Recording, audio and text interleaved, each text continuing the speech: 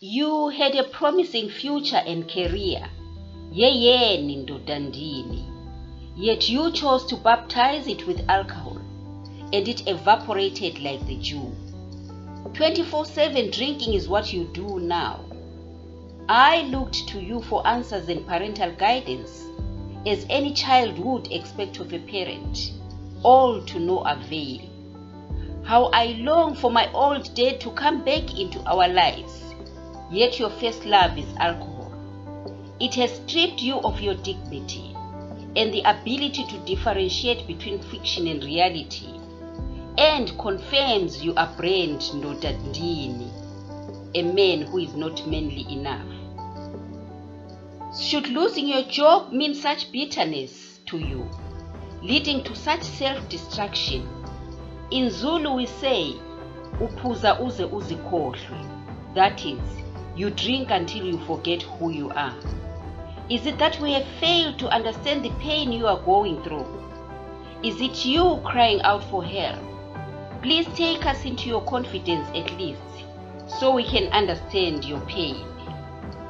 Please, can't you voice it verbally, so that our ears can hear your voice loud and clear? Your acting up is confusing to us. We hang our heads in shame in front of the neighbors. Our names are now a drunkard's children. The neighbors won't even allow their children to play with us, as though we have the potential to pass on the label of a drunkard's children to them.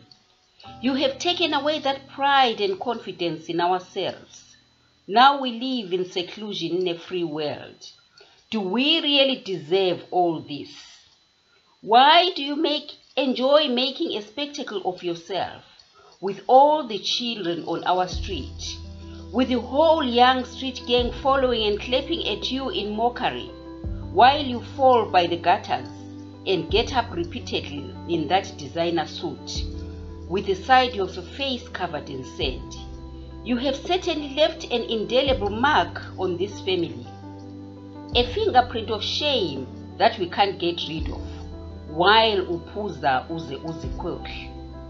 It's a shame that when you run out of funds for alcohol, you sell the nearest item from the house for a pittance.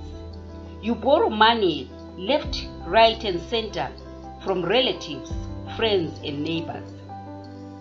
Money to satisfy your alcohol addiction and not to satisfy the household needs. I come from school hoping to share my day's experiences with you, and you are already drunk. I can't ask for money to buy a new pair of shoes because you have drank all the money.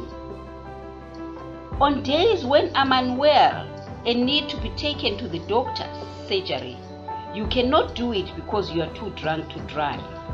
I can't even allow myself to go into depression because I cannot torture my mother any further. She has endured enough in your hands.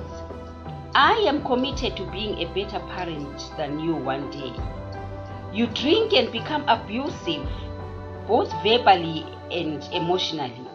Please tell me, why should your weakness be a torture to all of us? Why are you denying us peace that all the other children in our neighborhood enjoy? Don't you envy the other families that live together in peace and harmony while we wallow in sorrow? When do you think we get the time to rest for school and work, when you take it away from us in the wee hours, when you spell your arrival? We now sleep much less than the 8 hours prescribed to any normal child because of your escapades. How are we expected to perform at school under the circumstances? Your yelling in the wee hours can be heard from a kilometer away. Neighbors have to come out and watch the spectacle when you mark your arrival with noise pollution. Please tell me, why do you enjoy such drama? However, you are still my father, my alcoholic father though. I can't change the DNA that runs down my veins to separate myself from you. However, I yearn for the father I knew before all this.